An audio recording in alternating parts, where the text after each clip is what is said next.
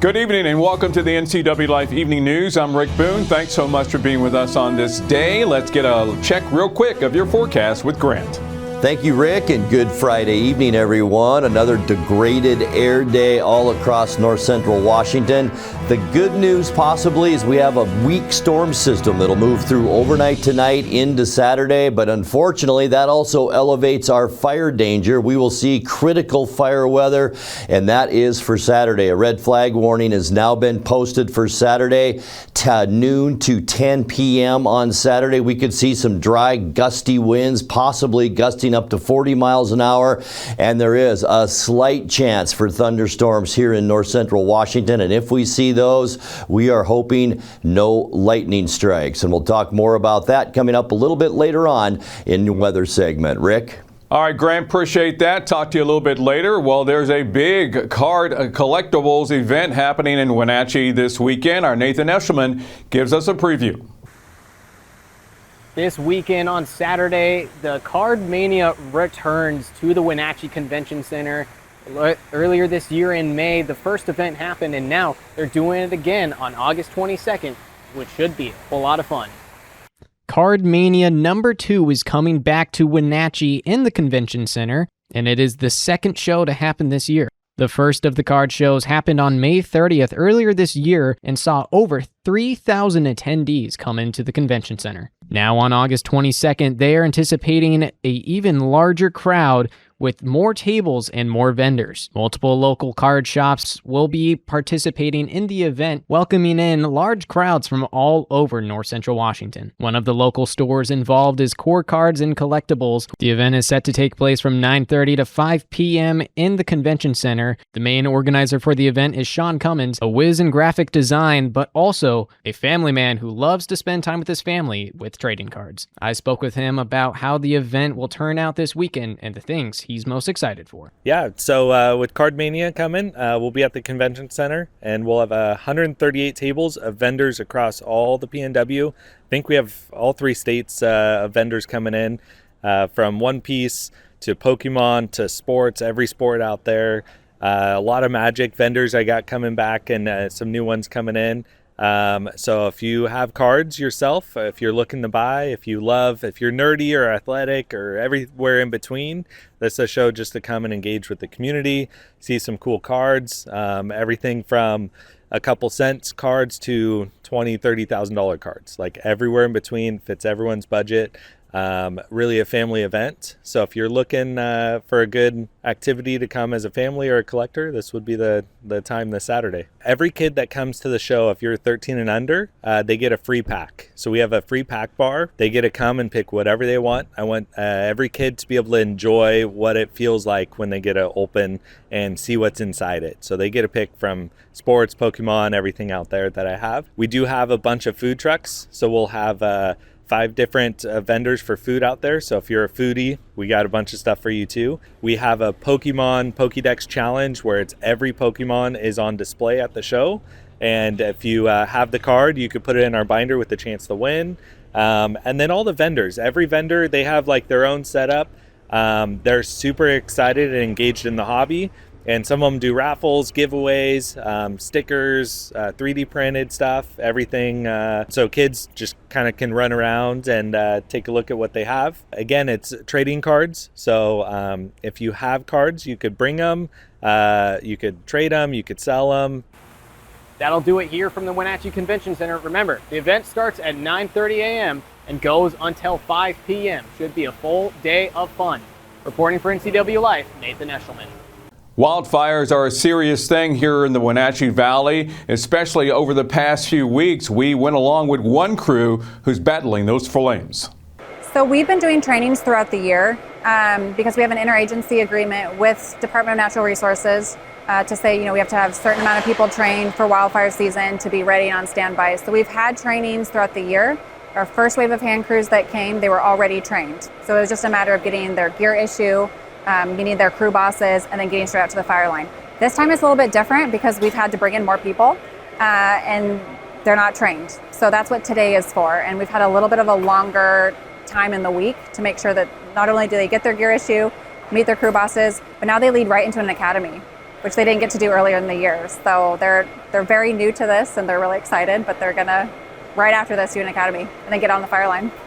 They're largely from the west side of the state. It's kind of the Camp Murray, JBLM area. We have a few who are over here on the east side. Our units take turns for domestic operations, kind of cycling through which unit is next in the chute to respond. So our first cycle of hand crews largely came from the Spokane area, and then this time they're from the west side of the state. So we communicate with DNR throughout the year. Part of my full-time job is to constantly have meetings with DNR and say, okay, what's the training requirement? How many people do we need to have? What kind of certificates do they need to be ready to come out here and perform those duties? So these guys had to do, it's about 40 hours of individual training online, different courses on like ICS, so FEMA type things. So once they got those certificates, they submitted to DNR. We got those all verified. Yes, you're good to go on all the training. So that was the prerequisites. And then in order to complete their training, they have to do the in-person field day with DNR, where they're actually like digging ditches, using how to use fire hoses, kind of how to interact with the trucks and the team. So the online was the first portion, now it's the field day, and that'll round everything out. We take any and all direction from DNR. They are essentially the client, and they're the ones who request us, and that's who we have the agreement with specifically every year. And so they know that, before they go out on the fire line, they report to us, the uniformed personnel from the Guard. And then once we do a complete handover to DNR, they belong to DNR, and they're their assets essentially. So we still have people that are here, at Wenatchee, their home units who kind of can help with, any kind of administrative actions that are needed from our end, because they're our soldiers at the end of the day. But they do belong to DNR, and so DNR will give them any and all direction. And typically the duties involved helping dig containment lines around structures a little bit away from the fire line. DNR is primarily close to the fire because they're the trained professionals, right? This is what they do every day. So our guys help with digging those containment lines, wrapping structures to help fortify buildings, hooking up hoses, sometimes spraying down the water, but it's usually like those little hot spots that pop up.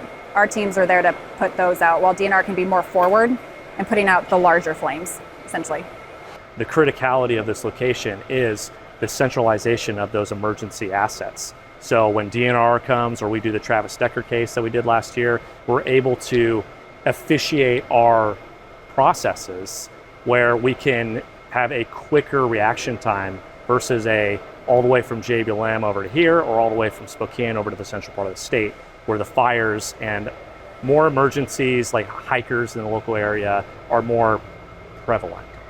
So from that point, we still lease the building from the port, hoping to buy the place, but it is still in that process above me that they're deliberating on. That I hear conversations are going well, but we won't know solidified details until later.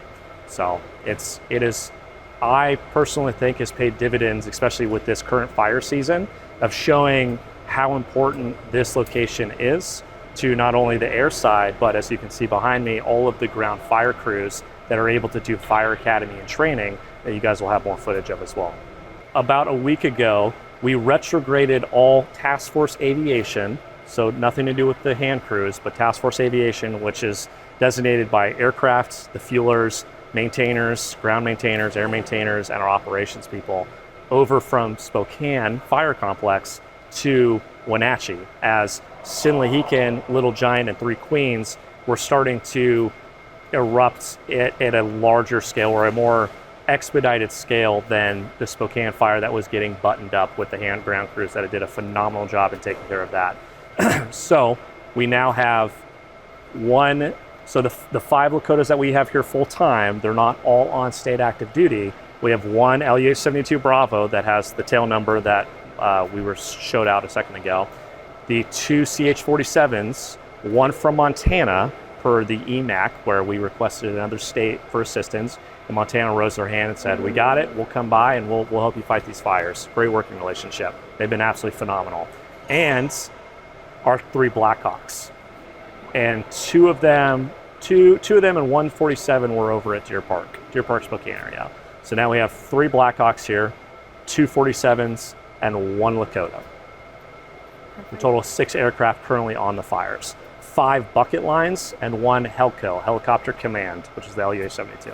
Location alone is where I would put the ease of launching support. So we are so close to Little Giant, as you mentioned, that we don't have to come from JBLM, come here, refuel, hook up a line, get another brief from DNR, go to another out site, and then go out. We get our brief as soon as we get here in the morning. The aircraft are already ready and loaded, and they go right out to the fires. And they'll stop at a fuel point, which is what I was talking about with our fueler HEMIS, that pre-stage at those smaller airfields where they don't tap out the fuel reserves over there. And yeah, the port's been phenomenal at extending our ramp space into one of the close runways for our 47s that take up a lot, and they have a lot of wind pushing power, or a lot of downdraft in their rotor wash. And they've been absolutely phenomenal in managing, as well as being flexible, operationally flexible to us and the emergency assets that are here. I mean, DNR is here all the time. They have a building on the other side, and the port is used to this mass influx of assets and personnel, but we've had nothing but great working relationships with them. So on and off fires too. So aviation, we support the customer, and the customer is DNR and the ground crews. We work for the ground force operationally as like a militaristic way to say it, but also it bleeds into this side where we work for the ground crews. We're here supporting them, where they dig the lines, they form all of those pit stops for the fire breaks to happen, and then we come in to support and we come in to support and round out those excess fires and the ones that kind of squirt out. So we, again, work for the incident commander for DNR, we amplify their coverage, and we support the ground crews by supporting them to a degree that they wouldn't be able to outside of a normal fire line. Just ahead on the NCWLIFE Evening News, movies. Anthony Bourdain going back to the kitchen. Jason Statham's new movie accidentally streamed before it even hit the theaters, and celebrating its 25th birthday, The Fast and the Furious. Hey, Cade, what's coming up in sports? Hey, sports fans, I'm Cade Calvin. Still to come in the show in sports, we'll hit the college pitch for some NCAA soccer action, news from the Seattle Seahawks, take a look back at this day in sports history, and much more. That's all still to come as part of the NCWLIFE Sports Blog. And we're back with your full forecast in just a moment. Thank you for watching us here on the NCWLIFE Evening News.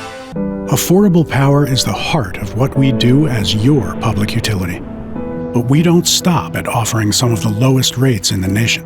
Through local partnerships, discount and assistance programs, our staff works with residents every day to keep the power on. And now, we're offering 25% bill discounts for customers who need it most. To see if you qualify, visit chelanpud.org/discounts. Hi, I'm Amanda Walden with A. Walden Insurance Group. Medicare can be overwhelming, but you don't have to figure it out alone. I've been helping people understand their Medicare options for over a decade. Medicare isn't a one-size-fits-all. I'll help you understand your coverage options so you can feel confident in your decisions. Let's find the right Medicare plan for you. Call me today or come and see me at my office located on South Chelan Avenue in Wenatchee between the YMCA and the Social Security office. I look forward to meeting you soon. Time now for a check of your North Central Washington weather forecast. Hope your Friday was a good one. Boy, we had some ugly air out there once again today. Looking outside our weather window, this is our Wenatchee Heights tower camera, and you can see not much of Wenatchee is visible. Our air quality 203 this afternoon, which is unhealthy. Most locations near Wenatchee, including East Wenatchee, around 180 today, and just ugly air all across North Central Washington. But boy, didn't keep us from getting our temperatures up there. We'll talk about that in a second. But as we move into the weekend, there you have it, elevated to critical fire weather as we get you into Saturday. We do have a chance for isolated thunderstorms over the Cascades tonight, and then about a 20% chance that we will see that tomorrow. Wind speeds about 15 to 25. I think that will be points east of Wenatchee around Moses Moses Lake and Waterville. We'll keep our eye on that. And along with low relative humidity, red flag warning in effect for Saturday from noon until 10 p.m. So we are keeping our eye on Saturday, and be very, very careful out there if you are enjoying some outdoor activities. All right, high temperature today. It got fairly warm, 92 unofficially. 85 is our normal high for this time of year, and our record was set in 2005 of 100 degrees. 68 this morning, 8 degrees above where we should be at 60 for this time of year. Our record low, and boy, it stood for a while now, 46 degrees going back to 1960. Sunrise 6:05, and it sets for us tonight just after 8 o'clock at 8:01. Getting you into the weekend now. Here's your temperatures for Saturday. Still plenty warm in the Columbia Basin. 94 for Moses Lake and Ephrata. 93 in Quincy. Wenatchee, we'll have about 92 degrees tomorrow afternoon. That goes for Eniat and Chelan. Leavenworth at 90, and Cashmere tomorrow, 91 degrees. Still some haze out there tomorrow, so we'll see if we do get those temperatures. But as I mentioned, a storm system moving in. Tonight, we do expect once again smoke and haze out there. It'll be more patchy smoke. I'm sure you've noticed that the past few nights we have cleared out somewhat. Boy, will it be warm tonight. Look at these low temperatures in the low 70s overnight tonight. And then as we get into Saturday, here's our little weather maker, a little area of low pressure off the coast of Washington.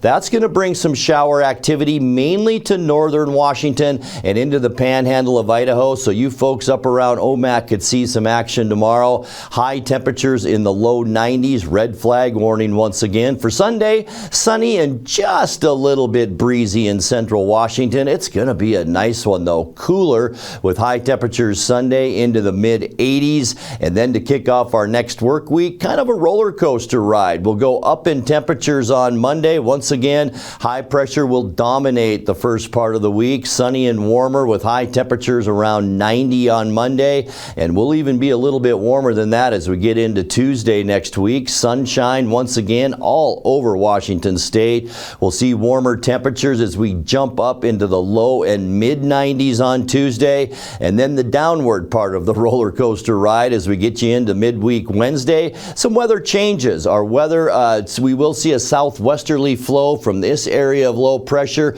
which should clear the smoke out next week for us, but just a little bit cooler. High temperatures in the upper 80s next Wednesday, and we'll continue that downward trend in temperatures for Thursday. Sunshine, a giant area of high pressure set to move in, but not before we cool down, as I mentioned. High temperatures on Thursday in the mid 80s. All right, taking a look at your 7-day forecast. Look at that low overnight tonight, 73 degrees, partly cloudy, a 20% chance of showers on Saturday, a little breezy at times. Red flag warning in place from noon until 10 p.m. 92 our high. Look at Sunday, sunny and cooler, but it's going to be nice with a high of 85. And then a warm up for Monday and Tuesday. Sunshine, 90 Monday, 93 Tuesday, before we begin to cool down on Wednesday and Thursday. Sunny and 89 Wednesday. Cooler on Thursday, and a nice day on tap with a high temperature of 85 degrees. And that's a look at your North Central Washington weather forecast. Coming up next, tonight's sports report with Cade Calvin and more as the NCWLIFE Evening News continues right after this. The Surf and Slide Water Park is open from Memorial Day through Labor Day. Surf and Slide is located in the heart of Central Washington in Moses Lake with activities for all ages and abilities. Check out Surf and Slide's Flow Rider Surfing Simulator, Lazy River, 2 200-foot water slides, tube slides, and diving boards. Our children's area includes a Treasure Island water structure, splash pad, and baby octopus slide. For season passes, visit us online or find Surf and Slide on Facebook. Are you dealing with a pest or weed issue and you just don't know what to do? We use the best pest control methods approved for areas with kids and pets. Whether it's rats, mice, ants, or spiders, or something else altogether, we provide the coaching and solutions you're looking for. And you can know that your dollars are supporting a local, family-owned and operated business. Allow us to help you get back to living healthy and pest-free. Harvest Valley Pest Control. Hey sports fans, Cade Calvin here with you. Happy Friday. Let's talk some sports for a few minutes now. We're going to start things off at the pitch at UW. The reigning national champion Washington Huskies opened their title defense Thursday night, but came up short against 18th ranked San Diego, falling 2-1 at Husky Soccer Stadium. San Diego scored once in each half to build a 2-0 lead before Washington finally broke through in the 77th minute. Zach Ramsey finished off a counterattack, taking a deep pass from Alex Hall and finding the back of the nylon to pull the Huskies within one. Washington kept pushing, firing 4 shots over the next 3 minutes, but could not find the equalizer. The Huskies actually outshot San Diego 16-6, including 5 shots on goal, and played in front of 1,801 fans, the largest season opening crowd in program history. Washington will look for its first win of the season Sunday night when the Huskies visit Gonzaga in Spokane. Washington State women's soccer came up empty in its first road match of the season Thursday night, falling 3-0 to South Dakota State in Brookings. The Jackrabbits took the lead in the 14th minute after a coach-initiated video review resulted in a penalty kick. WSU got a penalty chance of its own in the 31st, but Mason Slater sent the attempt wide, and less than a minute later, South Dakota State doubled its lead on a long-range strike. The Cougars finished with 7 total shots and just 2 on target before the Jackrabbits added 1 more goal in the 88th minute to put it away for good. Washington State will look to bounce back Sunday morning when the Cougars visit North Dakota State. The Wenatchee Wild have released their full promotional schedule for the 2026-27 season with a long list of fan-favorite nights returning to Town Toyota Center. The home opener is set for September 19th against the Seattle Thunderbirds, with other highlights including Military Appreciation Night, the annual Diaper Toss, Ugly Sweater Night, Paws and Pucks, Star Wars Night, and the return of 80s Night. The Wild will also once again host a New Year's Eve game, this year against the Everett Silvertips, with another vacation to Hawaii set to be given away. Wenatchee's preseason activities begin August 28th, with the team's rookie game against Tri-City set for August 31st at 2 p.m., free and open to the public. All right, a big race is going on in Wenatchee. Nathan, what's going on at the Super Oval? Thunder in the Valley is happening this weekend, August 22nd, and it should be a whole lot of fun and some possible track records to be made. Thunder in the Valley returns to the Wenatchee Valley Super Oval on August 22nd. The night will be filled with 5 high-intense races looking to break some track records. I spoke with the GM of the Super Oval, Jeremy Anders, and he told me how exciting Saturday night can be. It's Thunder in the Valley. It is our biggest open wheel race of the year. These are the fastest cars you're going to see all year long. We have the Super Modifieds back. Last year they came back for the first time in 23 years. This year they're back again. They're going for the all-time track record. They got used to the track last year. They're really excited about this year. These drivers are from Washington, Oregon, California, Utah, British Columbia, from all over. But these are, like, I call them some bad bleep cars. They are some cool cars to see. And they are going for the all-time track record. It's almost like if you had mixed a Indy car with a sprint car all in one. They're low to the ground. They're just cool looking, and they go super fast. The all-time track record is a 10.512. Conditions tomorrow, we're looking like in the mid-70s to high 70s, low 80s from that. So that's pretty good conditions for a track record. Depends on kind of how much smoke's in the air, but that actually sometimes helps a little bit with the air. So we could see some really good times tomorrow. Plus we have the Rockstar Energy B mods versus the Freedom mods. And we got 22 cars from all over the West Coast. This is our biggest modified race of the year. It's the Ted Mitchell Modified Showdown 99 lap race, which is the biggest race that these guys do all year long. It's gonna be really exciting. Plus we have the Focus Midgets, and we have the Northwest Midget Modifieds. So this is all open wheel racing, which is very unique. We don't see that. We see like one class here or there, but all night long, it's all open wheel racing.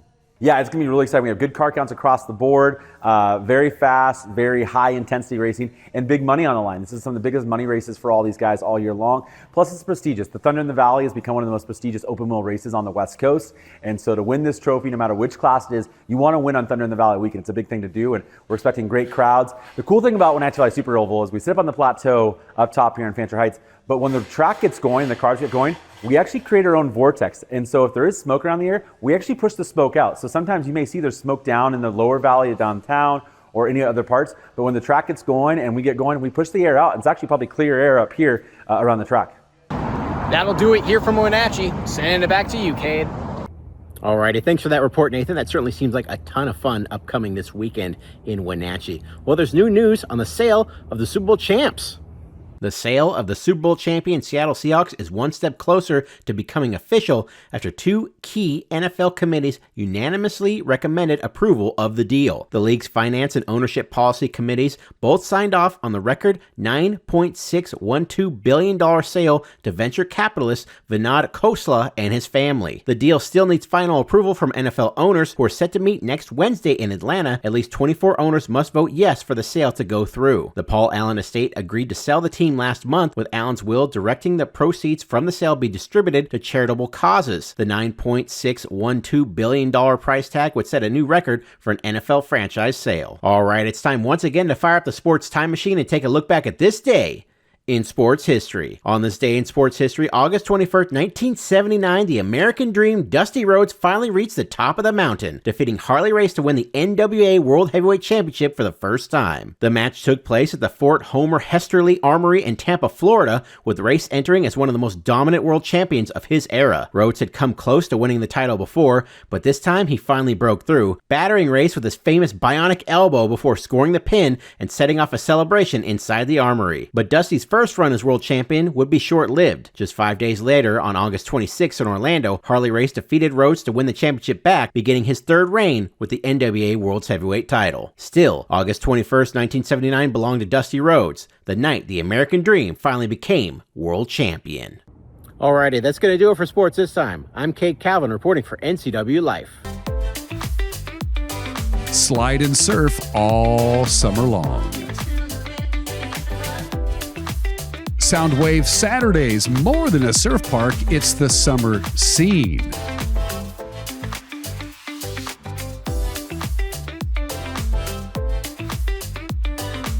Grab a drink and enjoy live music every Saturday in July and August. Slide Waters in Lake Chelan. Don't miss it. 3, 2, welcome back everybody. Let's get one more look at your forecast. Thanks, Rick. And here's a final check of your weather forecast as we get you into the upcoming weekend. We're going to start the weekend on Saturday with haze, some clouds moving in the afternoon, maybe some breezy conditions tomorrow as well. A 20% chance for showers. Red flag warning in effect for Saturday. High temperature of 92. Cooler and 85 on Sunday before we warm up to 90 on Monday, 93 on Tuesday, and then another cool down as we get you into the mid and end of next week. Rick? Thanks so much there, Grant. Now let's find out what's happening in the theaters with Movies with Brent.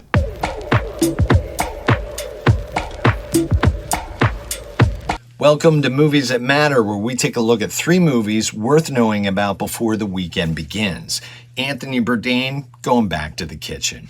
Jason Statham's new movie accidentally streamed before it even hit the theaters, and celebrating its 25th birthday, The Fast and the Furious.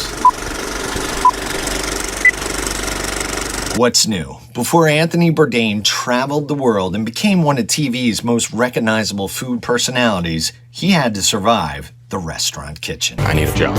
You worked in a kitchen before? Sorry. Yeah.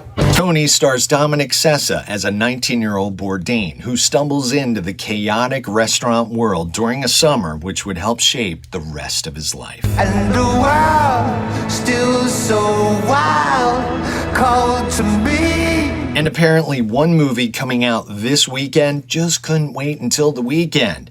So if you happen to have caught it, congratulations. Distress call came in. What was the code? Attack, sir. An attack. Jason Statham stars in Mutiny, but earlier this week, Amazon Prime Video accidentally streamed that movie for about an hour before finally hit the stop button. So again, if you happen to have caught that, way to go. And finally, get the NOS ready. On green, I'm going for it. The Fast and the Furious, the OG, is returning to theaters for its 25th anniversary.